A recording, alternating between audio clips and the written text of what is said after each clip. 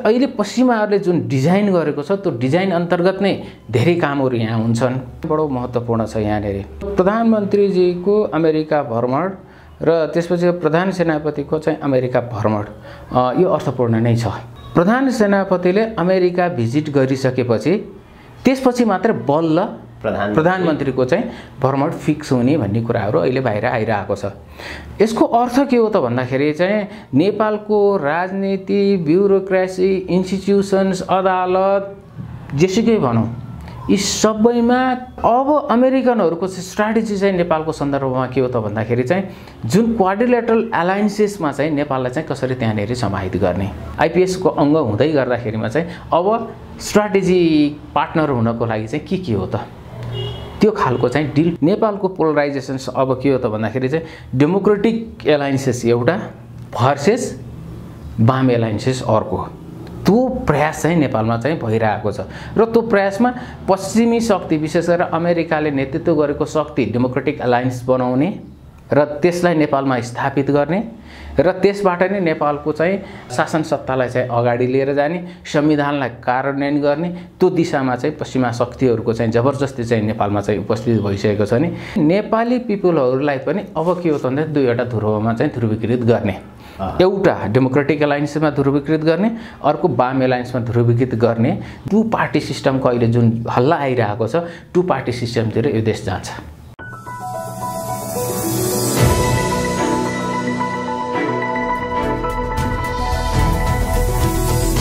हिमाल online TV. नेपालको राजनीति पछिल्लो समय कुन ढङ्गले विकसित भइरहेको छ, खास गरी नेपालको राजनीतिमा अहिले तीनवटा शक्तिहरूको कार्ड प्रयोग भइरहेको छ भनेर भनिन्छ। चिनिया कार्ड, अमेरिकन कार्ड र भारतीय कार्ड। यो तीनवटा शक्तिहरूको कार्डमध्ये नेपालमा कुन कार्ड सफल हुने सम्भावना देखिन्छ?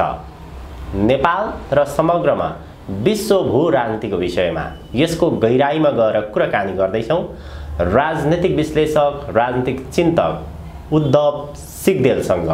उद्धव सर, स्वागत छ यहाँलाई। हस्, धन्यवाद। आजको कार्यक्रम नेपालको आन्तरिक राजनीतिबाट सुरुवात गरौँ।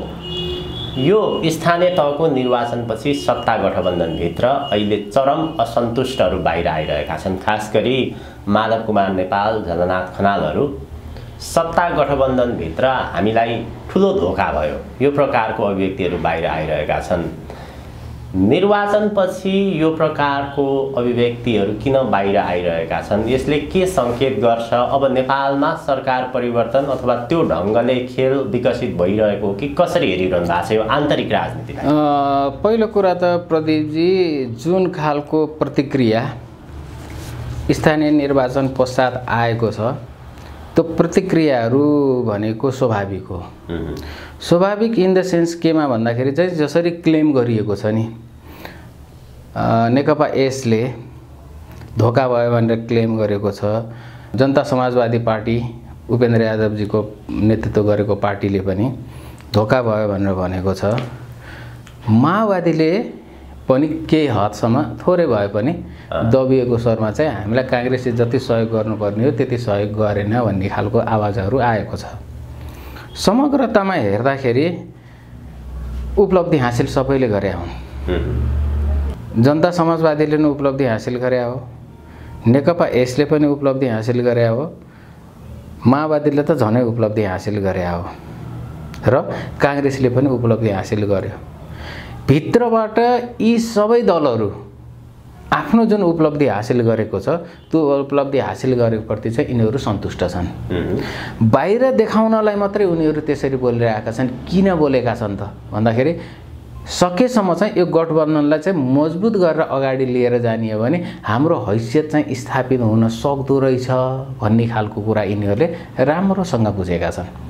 त्यो भएको कारणले गर्दाखेरि बाहिर पब्लिक कन्जम्सनको लागि यिनीहरू बोलिरहेका हुन्, तर भित्री रूपमा यिनीहरू चाहिँ सन्तुष्ट नै छन्।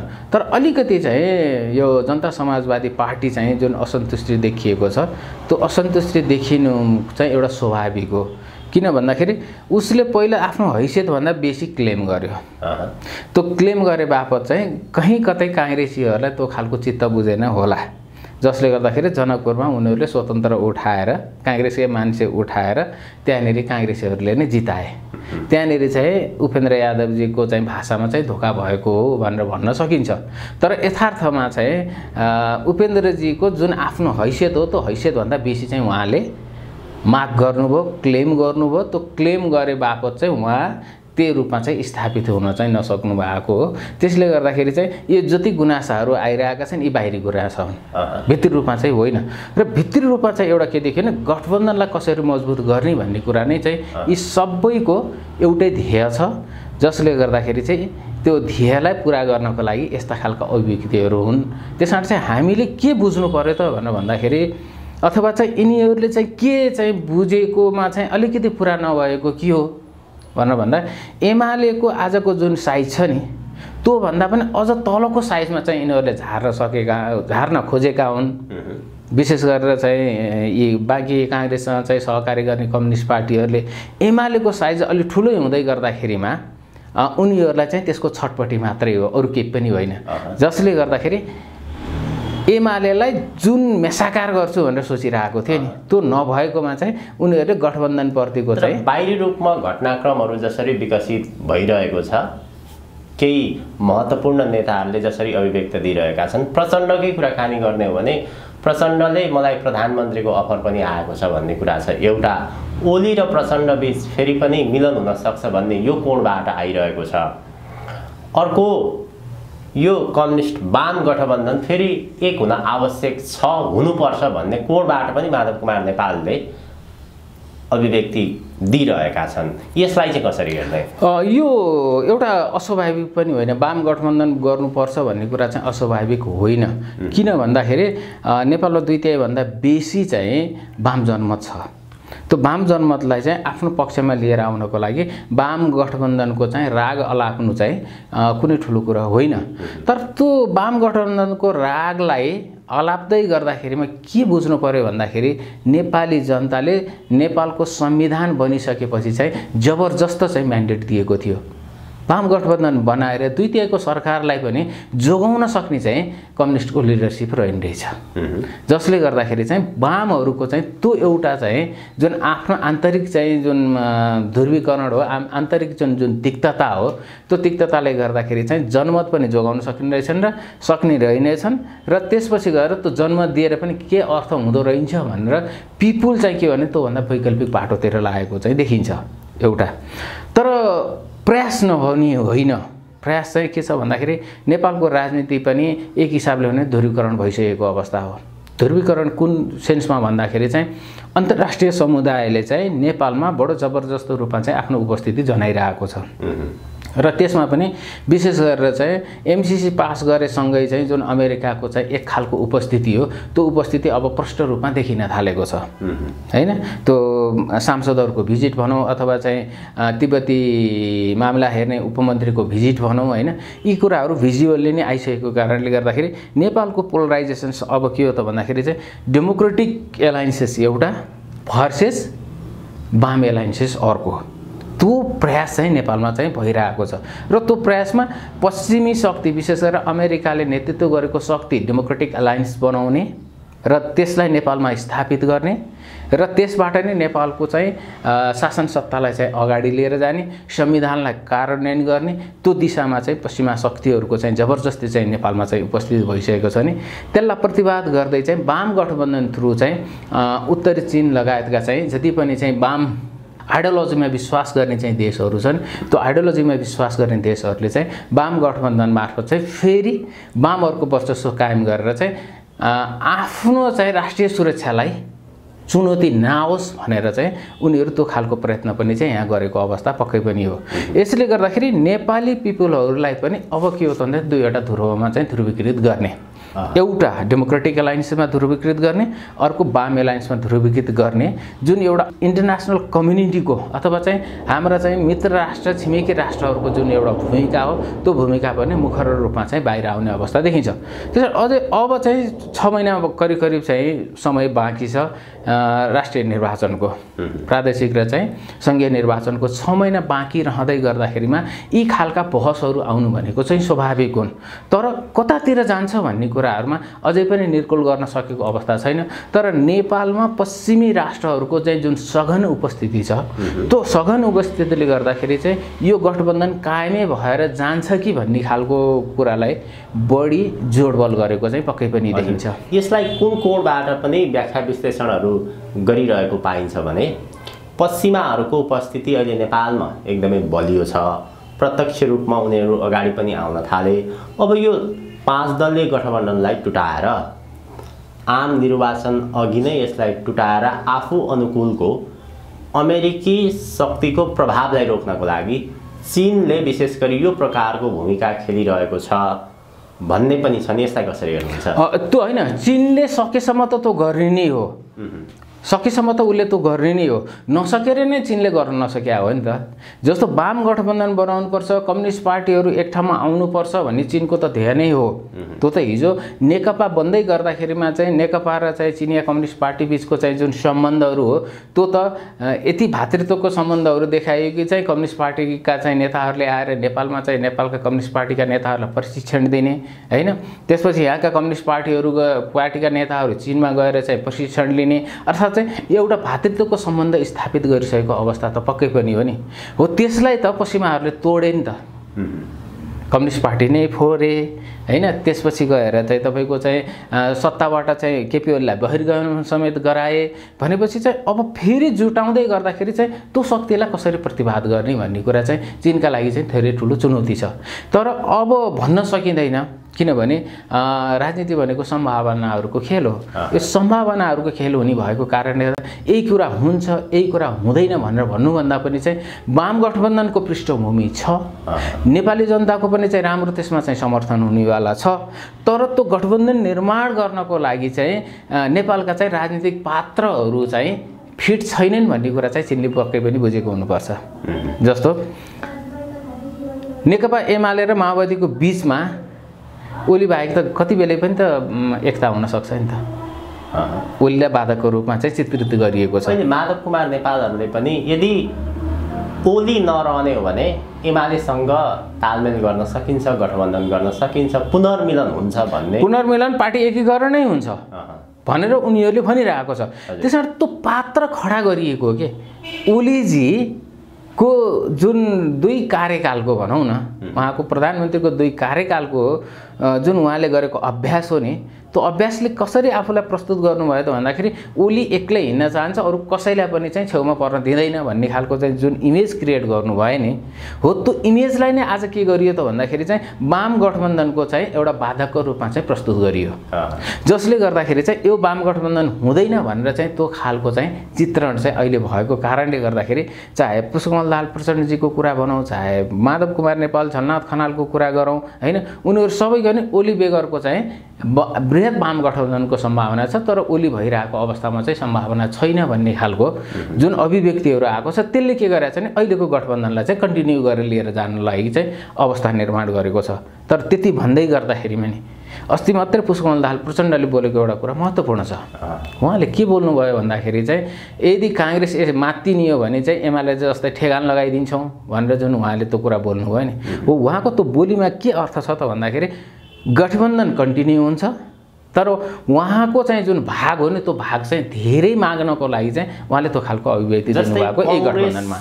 काङ्ग्रेसले भनेको जति महत्त्व दिएन, अथवा जुन तहमा माओवादी केन्द्रले एकीकृत समाजवादी पार्टीले भागबन्डा खोजिरहेको छ त्यसमा काङ्ग्रेसले महत्त्व दिएन भने यो गठबन्धन टुट्ने सम्भावना चाहिँ कति छ? यसलाई एउटा यो एङ्गलबाट अर्को स्थानीय तहको निर्वाचन त भयो, काङ्ग्रेससँग त मिलियो, काङ्ग्रेससँग मिलेर सरकार पनि भयो, तर अब माधव कुमार नेपाल, झलनाथ खनाल लगायतका केही व्यक्तिहरूलाई के समस्या छ भनेर भनिन्छ भने यदि काङ्ग्रेसको पुच्छर समातेर अगाडि बढ्ने हो भने उनीहरू आफ्नै निर्वाचन क्षेत्रमा पनि माधव कुमार नेपाल हार्ने सम्भावना छ, प्रचण्ड हार्ने सम्भावना छ, झलनाथ खनाल हार्ने सम्भावना छ। त्यस कारणले पनि वाम गठबन्धनको कुराहरू उठाइरहेका छन् भनिन्छ नि।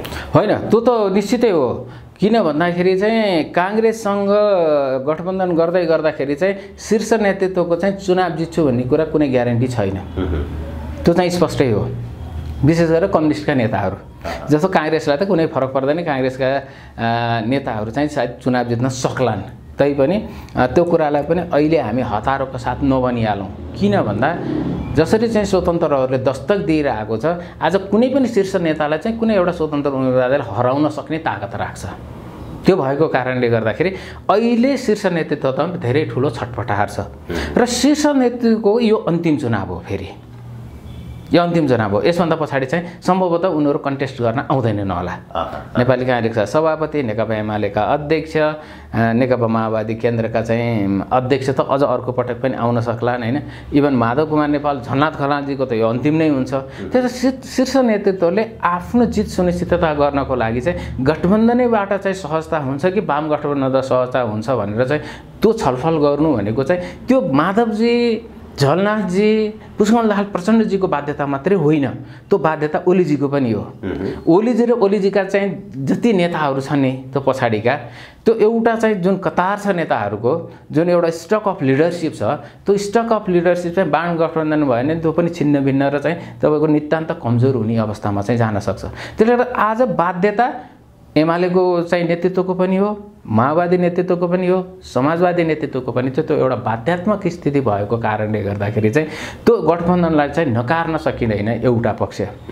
दोस्रो पक्ष भनेको चाहिँ नेपालका कम्युनिस्टहरू, चाहे एमाले भनौँ, चाहे माओवादी भनौँ, चाहे त्यो नेकपा यस भनौँ, यिनीहरूको चाहिँ राज्यलाई रूपान्तरण गर्ने कुनै एजेन्डै छैन, राष्ट्रलाई रूपान्तरण गर्ने कुनै एजेन्डै छैन। आफ्नो अस्तित्व कसरी बचाउन सकिन्छ मात्रै उनीहरूको के हो त भन्दाखेरि चाहिँ आफ्नो अस्तित्व कसरी जोगाउने र सत्ता कसरी प्राप्ति गर्ने, यो दुईवटा ध्येय भन्दा चाहिँ तेस्रो चाहिँ ध्येय चाहिँ कम्युनिस्ट पार्टीहरूको देखिएन। किनभने नेपाली जनताले 2/3 बहुमत त दिएको हो नि ए कम्युनिस्टहरूलाई, आखिरमा त त्यसले रूपान्तरणकोमा त काम गर्न सकेन नि त। चीनले खेल्न सक्छ, जस्तै उनीहरूको आफ्नो अस्तित्व कसरी जोगाउने र सत्तामा कसरी पुग्ने, यसलाई चीनले कार्डको रूपमा प्रयोग गर्न सक्छ। निश्चित रूपमा चीनले कार्डको रूपमा प्रयोग गर्न सक्छ।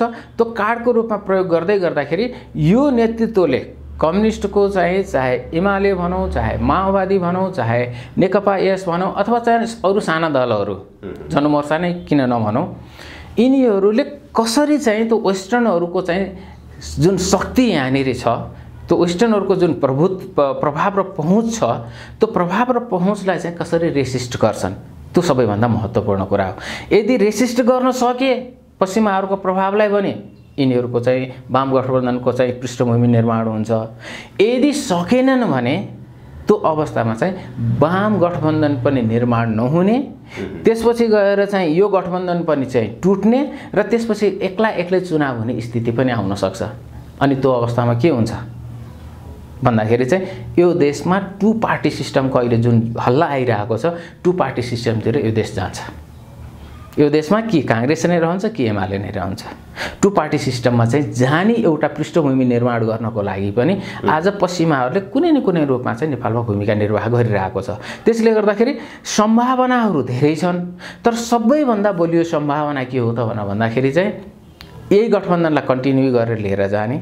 किन भन्दाखेरि यो संविधानलाई कार्यान्वयन गर्नको लागि अब एउटा प्रादेशिक र राष्ट्रिय निर्वाचन अपरिहार्य छ र यो प्रादेशिक र राष्ट्रिय निर्वाचन भयो भने यो संविधान कार्यान्वयनको बाटोमा जान्छ, जसले गर्दाखेरि यो संविधानको स्थायित्वतिर जान सक्ने भएको कारणले गर्दाखेरि त्यसलाई स्थायित्वमा लैजानु पर्ने नेपालको मेन स्ट्रिम पोलिटिकल पार्टिजको बाध्यता र जसले यो संविधान निर्माणमा चाहिँ आफ्नो पुरै तागत लगाएर यो संविधान निर्माण गरायो, विदेशी शक्ति केन्द्र, तिनीहरूको ध्येय एउटै भएको कारणले गर्दाखेरि चाहिँ मलाई लाग्छ सत्ता गठबन्धन नै अगाडि लिएर जाने, चुनाव गराउने र संविधानलाई चाहिँ एउटा कार्यान्वयनको दिशामा लिएर जानको लागि चाहिँ त्यो प्रयास रहनेछ। त्यसमा सायद चीनले चाहिँ दस्तक दिन सक्छ जस्तो चाहिँ मलाई लाग्दैन। भनेपछि अमेरिकाको पुरै शक्ति नेपालमा सत्तापक्ष, प्रतिपक्ष अथवा जति पनि दलहरू छन् उनीहरूलाई प्रतिपक्षमा उभाएर सत्तापक्षमा उभाएर जहाँ भएर होस् उसले यो व्यवस्थालाई संस्थागत गर्न चाहन्छ, संविधान सुरक्षित गर्न चाहन्छ। यो कोणबाट अमेरिकाले एकतर्फबाट मात्र होइन चौतर्फी रूपमा सम्भावनाका सबै ढोकाहरूमा उसले काम गरिरहेको छ।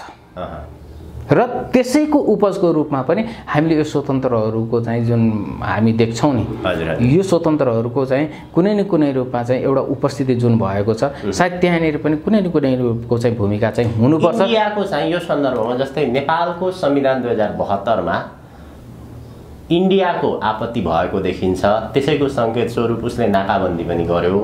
अब अहिले एउटा पछिल्लो समय महत्त्वपूर्ण विश्लेषणहरू के बाहिर आइरहेका छन् भने कुनै न कुनै रूपमा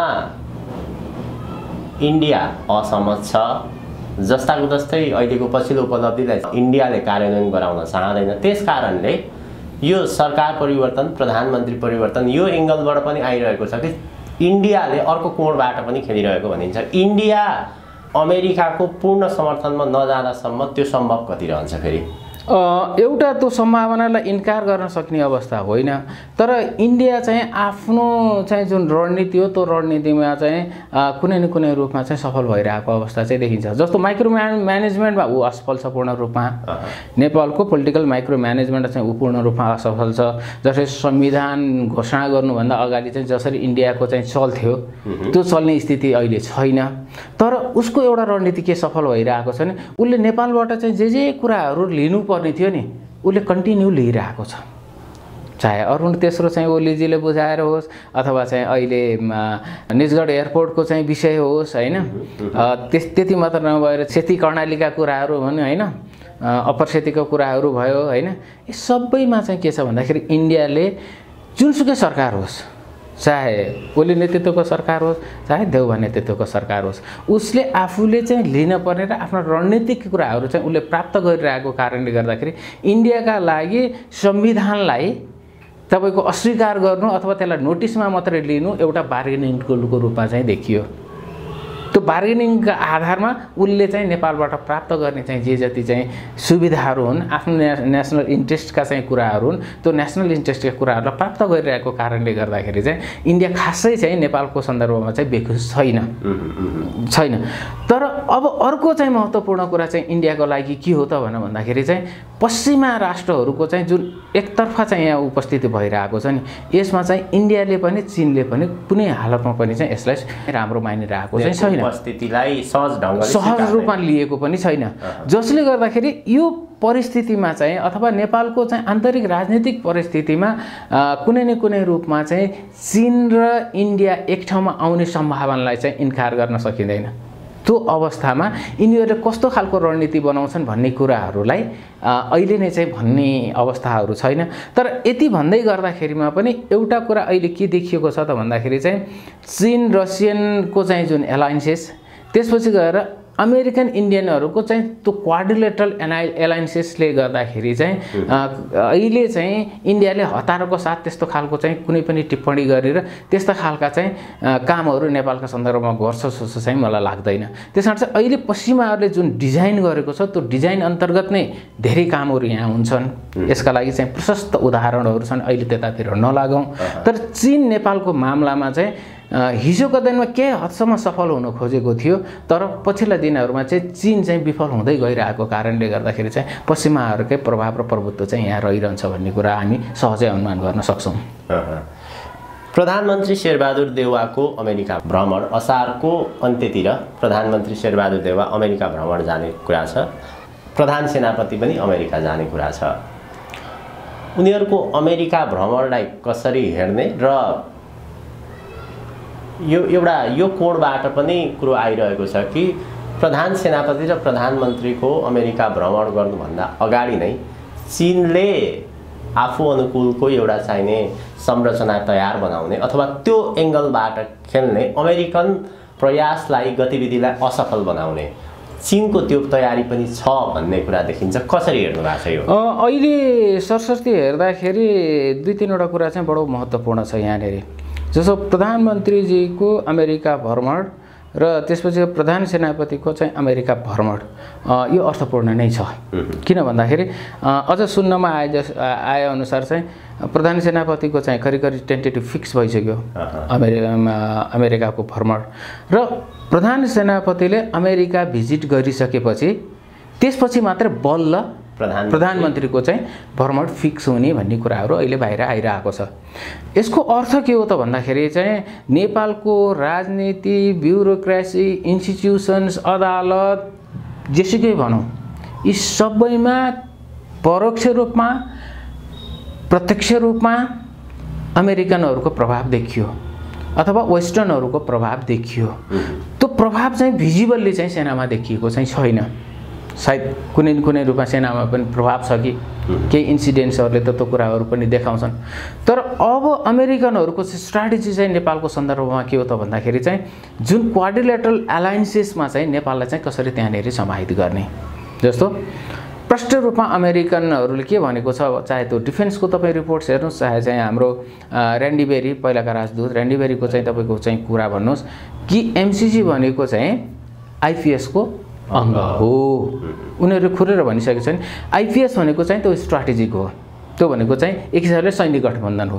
त्यो सैन्य गठबन्धनमा चाहिँ नेपालको भूमिका कहाँनिर हुने भनेर चाहिँ सायद प्रधान सेनापति र प्रधानमन्त्रीको चाहिँ भ्रमणले निर्क्युल गर्छ होला, मेरो बुझाइ त्यो हो। त्यसले गर्दाखेरि एउटा प्रधान सेनापति र प्रधानमन्त्रीको भ्रमण चाहिँ त्यहाँनिर चाहिँ कन्सन्ट्रेट हुने जस्तो चाहिँ मेरो यो चाहिँ अनुमानहरू र केही तथ्यहरूले चाहिँ त्यसलाई प्रमाणित पनि गर्छ। जस्तो यहाँलाई चाहिँ मैले अगाडि पनि निवेदन गरेँ कि चाहिँ आइपिएसको अङ्ग हुँदै गर्दाखेरिमा चाहिँ अब स्ट्राटेजिक पार्टनर हुनको लागि चाहिँ के हो त, त्यो खालको चाहिँ डिल पक्कै पनि हुन्छ जस्तो चाहिँ मलाई लाग्छ। र अब यतापट्टि रह्यो त्यसको चाहिँ विरुद्धमा चाहिँ चीनले त्यसलाई कसरी चाहिँ प्रतिवाद गर्छ, त्यो रोक्नको लागि चीनले कस्तो खालको रणनीति अपनाउँछ, कस्तो खालको कूटनीति उसले अपनाउँछ। किन भन्दाखेरि चीनले पनि निरन्तर रूपमा 62-63को जनआन्दोलन पश्चात चाहिँ नेपालमा उसले पनि आफ्नो उपस्थितिलाई चाहिँ बढाउँदै गइरहेको अवस्था पक्कै पनि हो। र त्यसमाथि पनि चीनले चाहिँ विशेष गरेर नेपालको चाहिँ सुरक्षा संयन्त्रमा विशेष गरेर सेनामा नै बढी उसले फोकस गरेको चाहिँ देखिन्छ, चाहे सहयोगका दृष्टिकोणले होस्, चाहे तालिमका दृष्टिकोणले होस्, हैन। र हाई लेभल भिजिट आउँदाखेरि पनि चाहिँ उनीहरूले खर्चेको समयलाई हेर्दाखेरि चाहिँ सेनालाई चाहिँ नेपालको सेनालाई चाहिँ प्रायोरिटी दिएको चाहिँ देखिन्छ। त्यसैले अब चिनियाहरूको डिप्लोमेसीले चाहिँ यो मुद्दालाई चाहिँ कसरी चाहिँ सल्टाउँछ त्यो हेर्न बाँकी छ। तर चीनहरूले पनि एक लेभलको प्रयास चाहिँ पक्कै पनि गर्छन्, त्यो सहजै अनुमान गर्न सकिन्छ। हो, अब यसले के कुरा चाहिँ इन्डिकेट गरिरहेको छ त भनेर भन्दाखेरि चाहिँ अमेरिकनहरू अब यो क्वाड्रिलेटरल एलायन्सेस, अकुस लगायतको चाहिँ जति पनि चाहिँ एसिया पेसिफिक रिजनमा उनीहरूले चाहिँ काम गरिरहेको छ, त्यो काम गरेकोमा चाहिँ नेपाल पनि एउटा सेन्टर पोइन्ट हो है, अथवा नेपाल पनि एउटा चाहिँ राम्रो चाहिँ स्ट्राटेजिक लोकेसन हो त्यो क्वाड्रिलेटरल एलायन्सेसलाई चाहिँ इम्प्लिमेन्टेसन गर्नको लागि भनेर चाहिँ त्यो एउटा चाहिँ म्यासेज चाहिँ दिनको लागि पनि यी सबै खालका चाहिँ गतिविधिहरू भइरहेका छन्। र यसले के गरिरहेको छ त भन्दाखेरि चाहिँ नेपालको चाहिँ आफ्नो चाहिँ जुन स्वतन्त्रता हो, त्यसको चाहिँ सोभरेनिटी हो, त्यो स्वतन्त्रता सोभरेनिटी लगायतका जति पनि विषयहरू छन् त्यो विषयमा चाहिँ कुनै न कुनै रूपमा चाहिँ चुनौती आएको हो कि भनेर हामी यसबाट चाहिँ सहज रूपमा चाहिँ अनुमान गर्न सक्छौँ। तर यति भन्दै गर्दाखेरिमा पनि अहिलेको विश्वको चाहिँ जुन बदलिदो चाहिँ परिवेश छ, यो विश्वको बदलिदो परिवेश र चाहिँ विश्वको चाहिँ बदलिदो शक्ति समीकरण जुन बनिरहेको छ, त्यो शक्ति समीकरणका कारणले गर्दाखेरि चाहिँ जसरी चाहिँ अमेरिकाले चाहिँ चाहेको छ त्यसरी पनि चाहिँ यहाँ सम्भव छैन। जसरी चीनले चाहेको होला त्यो पनि सम्भव छैन।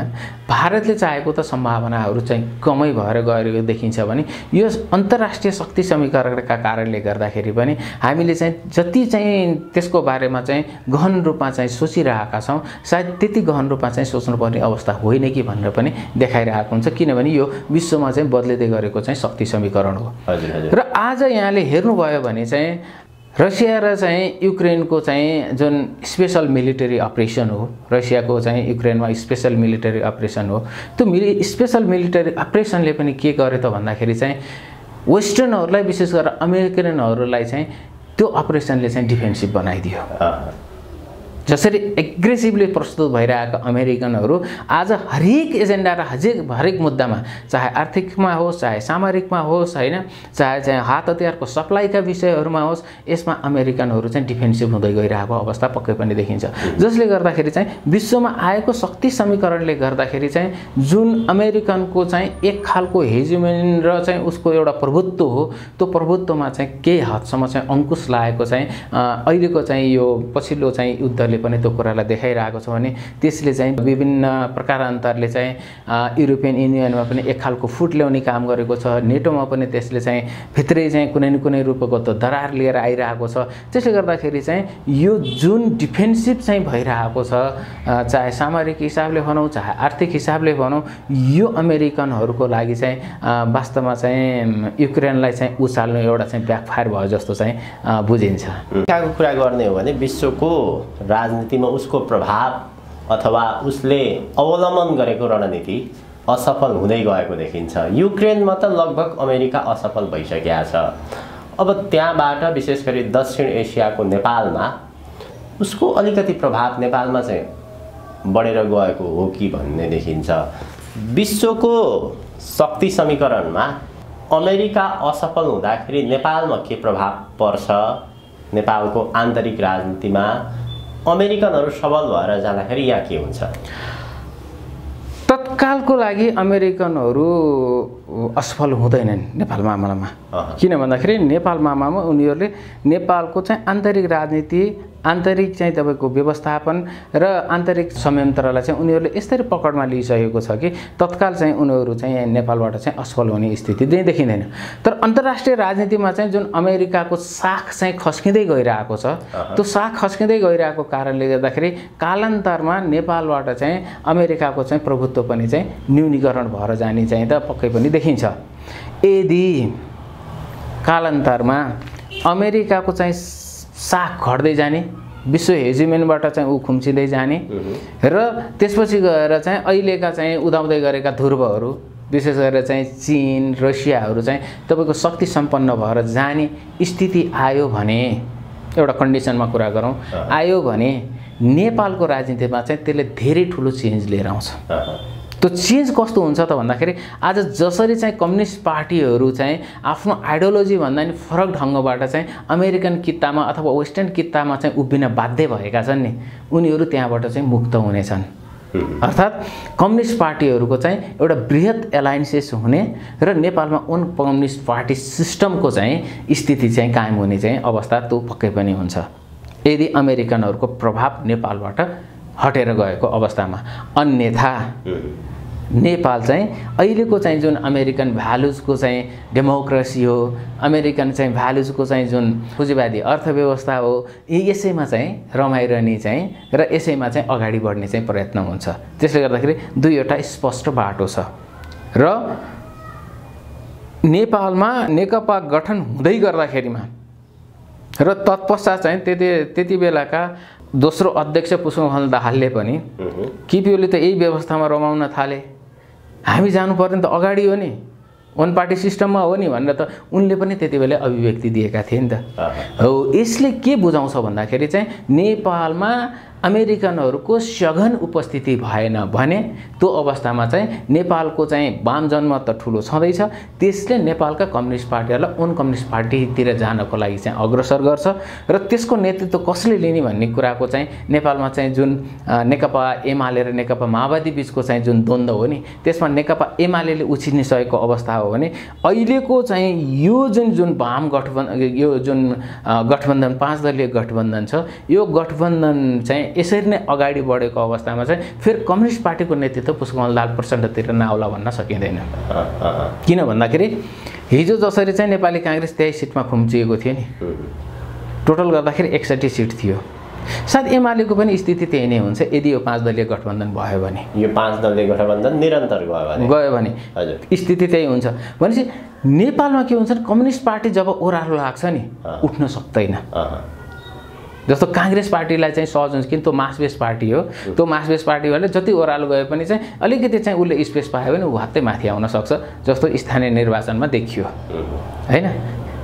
61 सिटको काङ्ग्रेस चाहिँ आज साँच्चै भन्ने हो भने चाहिँ त एउटा चाहिँ राम्रो आफ्नो उपस्थिति 300 प्लस चाहिँ पालिकाहरू जितेर चाहिँ नेपाली काङ्ग्रेस देशभरि हरेक ठाउँमा छ भन्ने खालको मेसेज दियो।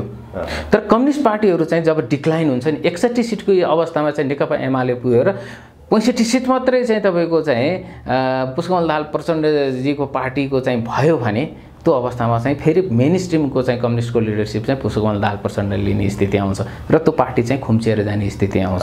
त्यसले गर्दाखेरि अन्तर्राष्ट्रिय सम्बन्ध र अहिलेको विश्व हेजेमनीसँगको चाहिँ निकटता यी सबै कुराहरूले के गर्छ भन्दाखेरि चाहिँ तपाईँको चाहिँ आन्तरिक राजनीतिलाई चाहिँ कता लिएर जाने भन्ने कुरालाई चाहिँ त्यसले निर्धारण गर्छ। त्यसमा अहिले नेपालको चाहिँ आन्तरिक राजनीतिमा हेर्दै जाँदाखेरि चाहिँ नेपाली काङ्ग्रेस चाहिँ बडो सोफिस्टिकेटेड अवस्थामा छ, बडो सुविधाजनक स्थितिमा छ। अब यसलाई चाहिँ चीनले पनि निकै मध्यनजरका साथ हेरेको छ। अब चीनको सङ्केत कुराकानी गर्ने हो भने नेपालमा तिब्बत विरोधी गतिविधिहरू जुन ढङ्गले विकसित हुँदै गइरहेको छ, अमेरिकाले जुन तहबाट खेलिरहेको छ, यसलाई रोक्नको लागि उसले राजनीतिक तौरबाट उच्च स्तरबाट पहल गर्ने।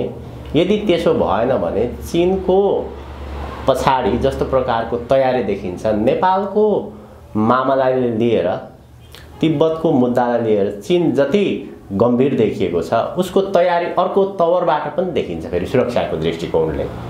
यसलाई कसरी हेर्नु? अब अहिले त्यो मामलालाई नै लिएर अहिले के यहाँले ख्याल गर्नु पर्यो भने बेला बखतमा चाहिँ नेकपा एमालेका अध्यक्ष, पूर्व प्रधानमन्त्री, प्रतिपक्षका नेता केपी शर्मा ओलीको अभिव्यक्तिहरू चाहिँ बेला बेलाको अभिव्यक्तिहरू बडो महत्त्वपूर्ण छन्। उहाँले चाहिँ लिमीमा म चाहिँ जाँदै गर्दाखेरिमा चाहिँ मैले पास लिएर जानुपर्ने भन्ने एउटा प्रश्न उठाउनु भएको छ। यो बडो महत्त्वपूर्ण कुरा उहाँले उठाउनु भएको छ। दोस्रो, तिब्बती मामला हेर्ने अमेरिकी उपमन्त्री को बारेमा उहाँको खरो टिप्पणी आयो कि रिफ्युजीहरूलाई चाहिँ टिबेटन रिफ्युजीहरूलाई चाहिँ उनले जसरी भिजिट गरिन् हैन, खुल्लमखुल्ला रूपमा जसरी भिजिट गरिन् त्यसको बारेमा पनि उहाँले प्रतिक्रिया दिनुभएको छ। र यो प्रतिक्रियाहरूले के देखिएको छ त भन्दाखेरि चाहिँ नेकपा एमाले अब पश्चिमाहरूबाट चाहिँ विश्वास गुमाउँदै गइरहेको अवस्थामा नेकपा एमाले चाहिँ एउटा प्रयत्न वाम गठबन्धनको चाहिँ गर्ने र त्यो गर्दै गर्दाखेरिमा चाहिँ त्यसको कुनै न कुनै रूपमा चाहिँ संरक्षकत्व चाहिँ चीनबाट लिने एउटा त्यो खालको सङ्केत पनि त्यसले गरेको अवस्था पक्कै पनि देखिन्छ। यदि पार्टीहरूबाटै चीनले आफ्नो नेसनल सेक्युरिटी चाहिँ जुन च्यालेन्जेस छ त्यो नेसनल सेक्युरिटी च्यालेन्जेस चाहिँ नेपालको पोलिटिकल पार्टिजबाट म्यानेज गर्न सकेन भने चीनले त फेरि अल्टिमेटली चाहिँ जाने भनेको त सामरिकमै हो। त्यसले गर्दाखेरि नेपालबाट साँच्चै नै चाहिँ तिब्बत विरोधी गतिविधि अति चर्को हुने अथवा चाहिँ तिब्बतलाई डिस्टेबलाइज गर्ने अथवा चाहिँ चीनको चाहिँ आन्तरिक र राष्ट्रिय सुरक्षामा चाहिँ त्यसले नकारात्मक प्रभाव पार्ने स्थिति आयो भने मैले धेरै पटक बोलेको छु, धेरै पटक मैले निवेदन गरेको छु कि चीनले नेपालको चाहिँ बोर्डर क्रस गर्यो भने पनि त्यो दिन अनौठो मान्नु पर्दैन। किन भन्दाखेरि चाहिँ शक्ति राष्ट्रले चाहिँ बोर्डर क्रस गर्दो रहेछ भन्ने कुरा चाहिँ त हामीले रसियाले चाहिँ जुन स्पेसल मिलिटरी अपरेसन चाहिँ तपाईँको युक्रेनमा गर्यो त्यसबाट नै चाहिँ स्पष्ट छ।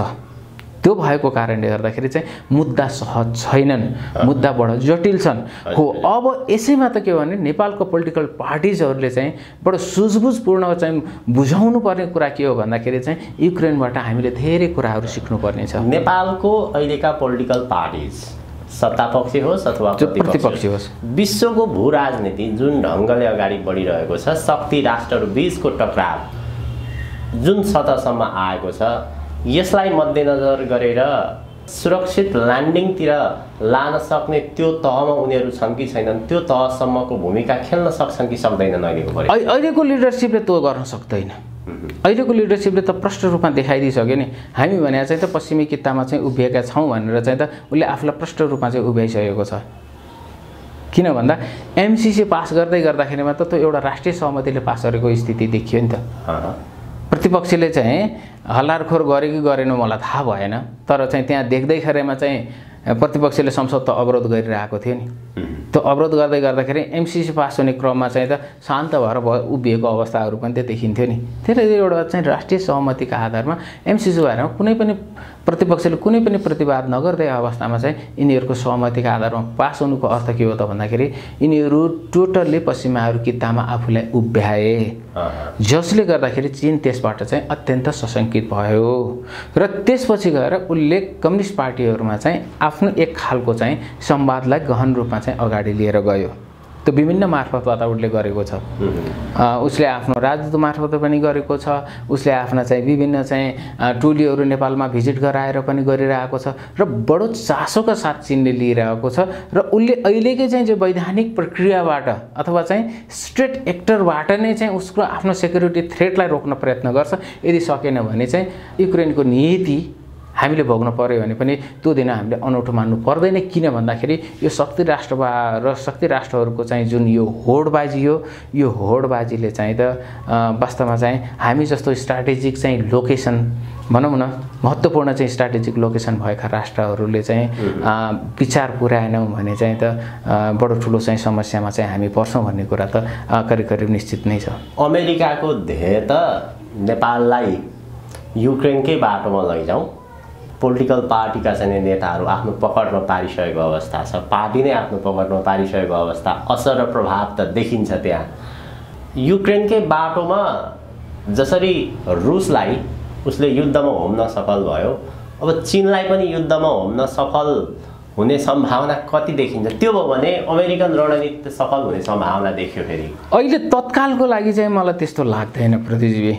किन भन्दाखेरि एक हिसाबले भनियो भने जसरी चाहिँ युक्रेन मार्फत चाहिँ रसियनहरूलाई बाध्य बनाइयो, जसरी एग्रेसिभली चाहिँ प्रस्तुत गरियो, त्यो त अमेरिकनहरूले प्रस्तुत गरे नै युक्रेनलाई उचालेर र रसियाले चाहिँ जसरी त्यहाँनिर चाहिँ आफूलाई चाहिँ होम्यो, त्यसले त के भयो भन्दाखेरि अमेरिकनले जुन कुराहरू सोचेको थियो त्योभन्दा फरक परिणाम त्यहाँनिर आयो। अमेरिकाले के सोचेको थियो भन्दाखेरि चाहिँ युद्धमा प्रवेश गरिसकेपछि रसिया युद्धमा प्रवेश गर्यो भने आर्थिक नाकाबन्दीले चाहिँ तपाईँको रसियालाई तहस नहस गर्न सकिन्छ भन्ने अमेरिकनहरूको बुझाइ थियो। स्याङ्सनका स्याङ्सन केही समय त बाइडेनको मुखबाट चाहिँ स्याङ्सन शब्द चाहिँ कतिचोटि आउँथ्यो, त्यहीँबाट चाहिँ हामी बुझ्न सक्छौँ, त्यहीँबाट हामी सहजै रूपमा अनुमान गर्न सक्छौँ। त्यो भनेको के भने स्याङ्सन गर्ने र त्यसपछि अन्तर्राष्ट्रिय समुदायबाट चाहिँ रसियालाई एक्ल्याउँछु भन्ने जुन अमेरिकनहरूको विश्वास थियो नि, यो युद्धले के गरिदियो त भनेर भन्दाखेरि चाहिँ त्यो विश्वासले पूर्ण रूपमा चाहिँ ध्वस्त गरिदियो। त्यसले त झन् ठुलो चाहिँ अमेरिकनहरूलाई समस्या लिएर आयो। नेटो एक ढिक्का थियो, नेटोमा दरार लिएर आयो। युरोपियन युनियनमा चाहिँ तपाईँको चाहिँ फुटको स्थिति आयो, दुईवटा निर्णय गर्नुपर्ने स्थितिमा चाहिँ युरोपियन युनियन पुग्यो भने विश्वलाई चाहिँ प्रष्ट रूपमा चाहिँ ध्रुवीकरणकोतिर लिएर गयो। यसले के हो त भन्दाखेरि अमेरिकाको चाहिँ जुन हिजोको हेजुमेन हो, त्यो हेजुमेन चाहिँ थप कमजोर भएको त्यहाँबाट देखियो भने मलाई लाग्छ त्यसरी नै चाहिँ चीनलाई चाहिँ नेपाल मामलामा चाहिँ एग्रेसन बनाएर चाहिँ नेपालमाथि चाहिँ खन्याउने चाहिँ स्थितिमा त ऊ हुन सक्ला, उसको रणनीति हुन सक्ला। तर त्योभन्दा पहिला नै चाहिँ चीन र चाहिँ तपाईँको रसियाले नेपाल मामलालाई चाहिँ त्योभन्दा अगाडि नै पनि एक खालको चाहिँ रेसिस्ट गरिसकेको अवस्था चाहिँ रहने भएको कारणले गर्दाखेरि सायद नेपालमा भने नि त्यो चाहिँ जुन रणनीति हो, अमेरिकन रणनीति हो, त्यो अमेरिकन रणनीति सफल हुने जस्तो चाहिँ देखिँदैन। किन भन्दाखेरि नेपालको चाहिँ जियोपोलिटिकल चाहिँ तपाईँले चाहिँ सिचुएसनलाई हेर्नुभयो भने यहाँनिर युक्रेनको जस्तो अवस्था होइन। एकापट्टि तपाईँको चीन छ भने अर्को त्यस्तै खालको चाहिँ ठुलो भीमकाय चाहिँ राष्ट्र भारत यहाँनिर चाहिँ सँगै छ। त्यसले गर्दा भारत र चाहिँ चीन एक ठाउँमा बसिदियो भने त अमेरिकन स्ट्राटेजी त टोटल फेल हुन जान सक्छ नि। र अमेरिका यहाँ प्रवेश गर्दै गर्दाखेरिमा चीनले त सेक्युरिटी थ्रेट फिल गरिसक्यो, भारतले पनि सेक्युरिटी थ्रेट फिल गर्यो भने त चीन र भारत एक ठाउँमा आउने स्थिति आउँछ नि त। त्यो अवस्थामा त अमेरिकनहरू चाहिँ छन् यहाँबाट खुम्चिएर जाने स्थिति पनि रहन सक्ने भएको कारणले गर्दाखेरि हामीले अलिकति हाम्रो पृष्ठभूमिलाई पनि हेर्नुपर्ने हुन्छ। अन्विनलाई हटाउँदै गर्दाखेरिमा चाहिँ चीन र भारत नेपाल एक ठाउँमा, चीन र भारत नेपाल मामलामा एक ठाउँमा थिए र भोलि उनीहरूको चाहिँ नेसनल सेक्युरिटीमा यदि थ्रेट आउनु भयो भने भोलि फेरि चीन र भारत एक ठाउँमा पनि आउन सक्ने भएको कारणले गर्दाखेरि नेपालमा पनि अमेरिकन रणनीति चाहिँ सफल हुन्छ मलाई लाग्दैन। अब भारतलाई एउटा बाध्यात्मक परिस्थितिमा पारेर चीनका विरुद्ध उभिनको लागि त्यो प्रकारको रणनीति भूमिका खेलेको चाहिँ देखिन्छ, तर सफल हुन धेरै गाह्रो छ। होइन, भारत धेरै अगाडि आइसक्यो। अहिले तपाईँले पछिल्लो समयमा भारतीय विदेश मन्त्री एस जयशङ्करका चाहिँ तपाईँको उहरू हेर्नुहोस् न, स्टेटमेन्ट हेर्नुहोस् न, उनी मुखर रूपमा बोलिरहेका छन्। सायद मलाई भारतको इतिहासमा पश्चिमाहरूको विरुद्धमा त्यति मुखर रूपमा चाहिँ स्टेटमेन्ट दिने विदेश मन्त्री नै थिएनन् भारतमा। एस जयशङ्करले के भने, युरोपको समस्या विश्वको समस्या हुने, हाम्रा समस्या चाहिँ हाम्रा मात्रै हुने, यो जुन युरोपियन अमेरिकनहरूको बुझाइ छ नि, यो बुझाइमै त्रुटि छ भनेर उनले प्रतिवाद गरे छन्। त्यो भने के, भारत अब बाहिर निस्किसक्यो, तिमीहरूको समस्यालाई मात्र भारतले बोकिने होइन कि चाहिँ भारतले चाहिँ भारतका आफ्ना समस्याहरूलाई पनि चाहिँ अन्तर्राष्ट्रियकरण गर्छ र त्यसपछि गएर अन्तर्राष्ट्रिय समुदायबाट चाहिँ ती समस्याहरूलाई चाहिँ सम्बोधन होस् भन्ने खालको चाहिँ अब अभिव्यक्ति दिन्छ, न कि अमेरिकाले भन्दैमा भारतले मान्ने, युरोपले भन्दैमा भारतले मान्ने भन्ने खालको चाहिँ हुँदैन भनेर उनले प्रतिवाद गरिरहेको अवस्था छ। त्यसैले भारत पनि के हो त भन्दाखेरि चाहिँ आफूलाई एउटा विश्वगुरु बनाउँछु भनेर चाहिँ जुन एउटा युगमा प्रवेश गरेको छ नि, उसले पनि विश्वलाई चाहिँ समदुरीमा राखेर चाहिँ आफ्नो चाहिँ एक्जिस्टेन्सलाई अगाडि लिएर गइरहेको अवस्थामा चाहिँ मलाई लाग्छ अमेरिकनहरूको स्ट्राटेजी त्यति सहजै रूपमा चाहिँ सफल हुन्छ मलाई लाग्दैन। हो, उनीहरूले दबाब देलान्, अमेरिकनहरूले भारतमा दबाब दिन्छन्, त्यहाँका चाहिँ स्टेट नन स्टेट एक्टरमाथि चाहिँ त्यहाँको संस्थापनलाई चाहिँ उनीहरूले चाहिँ दुःख पनि दिन्छन्, तर त्यति हुँदै गर्दाखेरि पनि भारतमा एक खालको जागरण आइसकेको छ, भारतमा एक खालको चाहिँ कन्फिडेन्स आइसकेको कारणले गर्दाखेरि मलाई लाग्दैन अमेरिकनहरू एसियामा चाहिँ सफल हुन्छ भन्ने कुरा चाहिँ मलाई लाग्दैन। हजुर उद्धव सर, हामी कार्यक्रमको अन्त्यतर्फ छौँ। अब नेपाल भनेको पछिल्लो समय वास्तवमा भन्ने हो भने एउटा प्रयोगशाला, यहाँ सबै प्रकारका शक्ति राष्ट्रहरूले आफू अनुकूल आफू इन्ट्रेस्ट चाहिँ प्रयोग गर्दै आएको देखिन्छ। सुधीर शर्माले त प्रयोगशाला नामक पुस्तक लेखेर त्यो विषयमा अगाडि सारी पनि सकेका छन्, प्रश्न पारी पनि सकेका छन्। अब पछिल्लो समय यो प्रयोगशाला भन्ने शब्द प्रयोग गर्दै गर्दाखेरि अहिलेको नेपालको परिस्थितिलाई मध्यनजर गरेर यहाँको इमोसन, यहाँको चाहिँ सिचुएसनलाई हेरेर कोर्स करेक्सनका कुरादेखि लिएर भनौँ न राजनीति कुन ढङ्गबाट अगाडि बढ्छ, दुई दलीयताका कुराहरू आइरहेका छन्, नेपालमा एउटा चाहिँ स्थायी शक्ति राज संस्था छ, यी विभिन्न कोणबाट खेलिरहेको प्रयोग गरिरहेको भनेर भनिन्छन्। यो परिस्थितिलाई तपाईँले कसरी बुझ्नु भएको छ? कोर्स करेक्सनकै कुरामा पनि यी सबै कुरालाई मध्यनजर गर्दै नेपालमा कुन टुल्स चाहिँ सफल हुने सम्भावना देखिन्छ? होइन, अहिले त तत्कालै हेर्दाखेरि चाहिँ त जुन यो संविधान छ, जुन यो व्यवस्था छ, यो व्यवस्थालाई चाहिँ टेको दिने जुन पश्चिमाहरूको नेपालमा प्रभाव छ, त्यसले गर्दाखेरि यो नै अगाडि जाने देखिन्छ। तत्कालको लागि कोर्स करेक्सनको अवस्थाहरू चाहिँ छैन।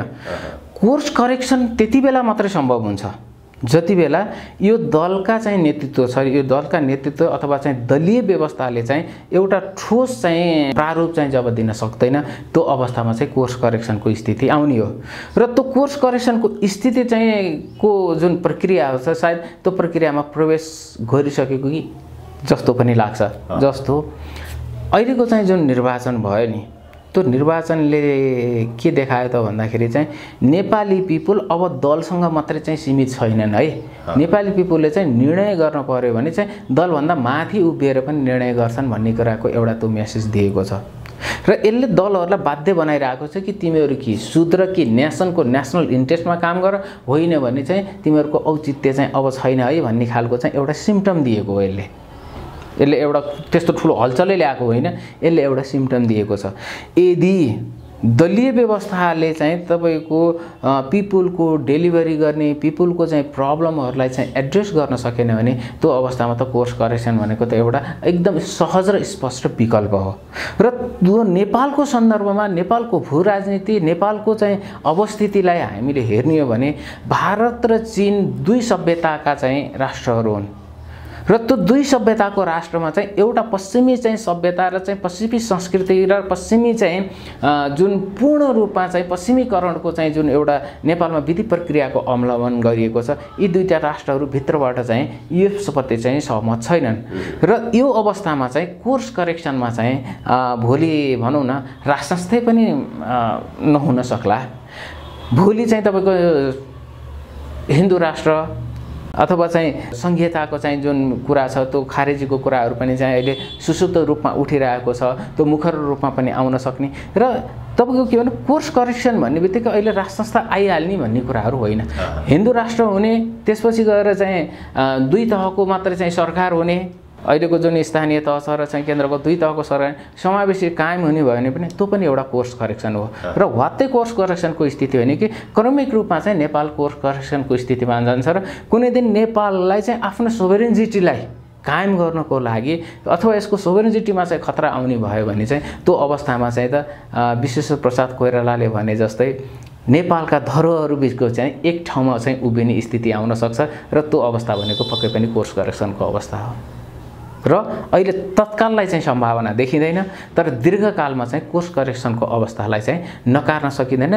त्यसले एउटा कोर्समा प्रवेश गरेको अवस्था छ, तर इट टेक्स टाइम, यसले समय लिन्छ। अमेरिकनहरूले चाहिँ विशेष गरी नेपालको अवस्थालाई हेरेर, लोकप्रियतालाई हेरेर, जस्तै स्थानीय तहको निर्वाचनमा जस्तो प्रकारको नतिजा आयो, जनताहरूले चाहिँ विकल्प खोजे, दलभन्दा माथि रहेर निर्णय गरे। यसलाई मध्यनजर गरेर फेरि आम निर्वाचनमा त्यो प्रकारको पात्रहरू पनि खडा गर्न सक्छन्। फेरि त्यो त सक्छ उसले, किन भन्दाखेरि पिपुलबाट चाहिँ राजनीतिक दलबाट आम नागरिक सन्तुष्ट छैनन् अथवा आम नागरिक दलहरूप्रतिको चाहिँ वितृष्णा छ भन्ने कुरा त निर्वाचनले स्पष्टै रूपमा दियो। वितृष्णा इन द सेन्स केमा भन्दाखेरि चाहिँ दलहरूप्रति होइन, दलहरूले चाहिँ प्रस्तुत गरेका नराम्रा उम्मेदवारहरूप्रति दललाई स्वीकार गरेको होइन। त्यसले गर्दाखेरि चाहिँ त्यस्तो खालको सम्भावना त सबै पोलिटिकल पार्टिजबाट हुन्छ, किनभने यहाँ त टिकट किन्ने बेच्नेदेखि लिएर सबै कुराहरू हुन्छ नि त हरेक पार्टीमा। र त्यो टिकट किनबेच गर्ने मान्छे भनेको चाहिँ त आम पिपलमा भिजेको भन्दा पनि त उसले चाहिँ त्यो अर्थको आडमा चाहिँ शक्ति आर्जन गर्नतिर लागेको पात्र हुन्छ, जुन पिपुलले मन पराइरहेको हुँदैन। त्यस्तो पात्रहरू भएको ठाउँमा चाहिँ स्वतन्त्र उम्मेदवारहरू उठाएर पनि चाहिँ कम्तीमा पनि चाहिँ राजनीतिलाई आफ्नो पकडमा लिइरहनको लागि चाहिँ सायद त्यो भूमिका चाहिँ अमेरिका अथवा चाहिँ नेपालमा जसले प्रभाव पार्छ, प्रभाव पार्नेहरूले चाहिँ नखेल्लान् भन्न सकिँदैन।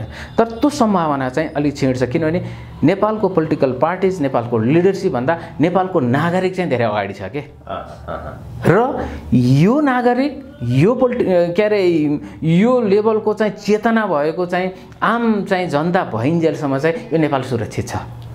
यो नेपाललाई कसैले पनि केही गर्न सक्दैनन्, किनभने यदि चाहेको भए त तपाईको पहिलो संविधान सभाबाट संविधान घोषणा हुन्थ्यो, यदि शक्ति राष्ट्रहरूले चाहेको भए घोषणा हुन्थ्यो, नेपाल जातीय राज्यमा जान्थ्यो, नेपाल यदि बेलासम्म द्वन्द्वको भूमिमा पसिसकेको हुन्थ्यो। तर नेपाली जनताको चाहिँ दबावले के गर्यो त भन्दाखेरि त्यहाँबाट चाहिँ पछि हट्नलाई बाध्य बनायो। सारा शक्ति प्रयोग गर्दा पनि उनीहरूले त्यो एजेन्डा पास गर्न सकेन। होइन भने चाहिँ त उनीहरूले चाहेको त 11वटा जातीय राज्य नै हो, त्यसलाई त नेपाली जनताले प्रतिवाद गरे नि त। हो, त्यो प्रतिवाद गरे नेपाली जनता, नेपाली नागरिकको चाहिँ जुन एउटा चाहिँ साहस छ, जुन एउटा चाहिँ चेत छ, त्यो चेतले गर्दाखेरि उनीहरूलाई ब्याक हुन बाध्य बनायो। र त्यसपछि दोस्रो संविधान सभामा गए। दोस्रो संविधान सभामा एक्सट्रिमिस्ट एजेन्डा लिजनलाई मेचीको जनताले महाकालीको चाहिँ जनतासँग सल्लाह त गरेको थिएन नि। माओवादीलाई बढार्ने क्रममा चाहिँ त्यो मेची महाकाली एक भएर माओवादीलाई बढायो अरे। किन? एक्सट्रिमिस्ट एजेन्डा लिएर आइस, नेपालको सन्दर्भमा ठिक छैन भनेर। त्यसपछि मोडरेट पोलिटिकल पार्टिज काङ्ग्रेस र एमालेलाई स्थापित गरिदिए र मोडरेट खालको संविधान हो यो। संविधानसँग अझै पनि पश्चिमाहरू पूर्ण रूपमा खुसी छैनन्। यो संविधान केही हदसम्म चाहिँ नेपाली नागरिकको चाहिँ तपाईको आवाजलाई प्रतिबिम्बित गर्छ, डेमोक्रेटिक भ्यालुजहरूलाई चाहिँ यसले बोकेको छ। त्यसकारण चाहिँ उनीहरू त्यसमा खुसी छन्। उनीहरूको अब्जेक्टिभ के हो त भन्दाखेरि चाहिँ कोर्स करेक्सनको कुरा गर्ने, तर नेपाललाई कोर्स करेक्सन भन्दा द्वन्द्वतिर लिएर जाने उनीहरूको अब्जेक्टिभ प्रष्ट छ। त्यसलाई नेपाली पिपुलले चाहिँ हर हमेसा रोकिरहेको छ। र यो नेपाली पिपुल चाहिँ यो सचेत नेपाली नागरिक भइन्जेलसम्म चाहिँ मलाई लाग्दैन पश्चिमाहरूले पनि केही गर्न सक्दैन र पोलिटिकल पार्टिजका लिडरसिपले पनि जति चाहे पनि त्यति गर्न चाहिँ सक्ने स्थिति रहँदैन। एउटा कुरा त्यो स्पष्ट हो। र अर्को प्रदीपजी, हामीले भुल्नै नहुने, बिर्सनै नहुने नेपाल पूर्वीय सभ्यताको, पौरस्त्य सभ्यताको शिर हो। यसको 4000 वर्ष प्लसको लिखित इतिहास छ। यसकारण यसको जगलाई हल्लाउनु र भत्काउनु भनेको चाहिँ सानो तागतले हुँदैन। र नेपाली नागरिक त्यो जगसँग जोडिएको छ। माथिका पात्रहरूले यसलाई भत्काउन खोजुन्, यसलाई चाहिँ खण्डीकरण गर्न खोजुन्, त्यो तागतले चाहिँ सक्दैन। त्यसकारण चाहिँ हामी त्यो कुरामा चाहिँ विश्वस्त हुनुपर्छ प्रदीपजी।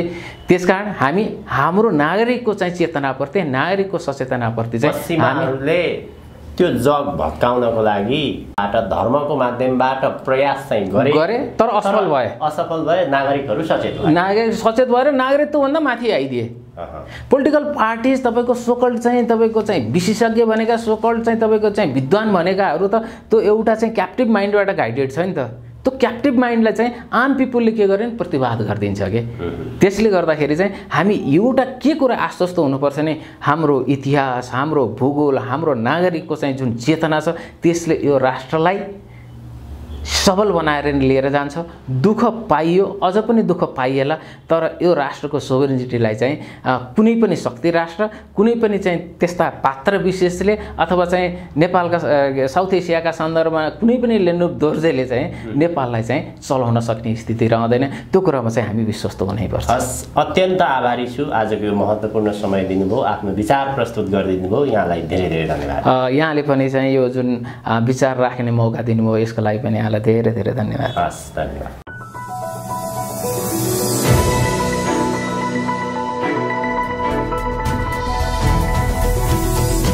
हिमाल अनलाइन टिभी।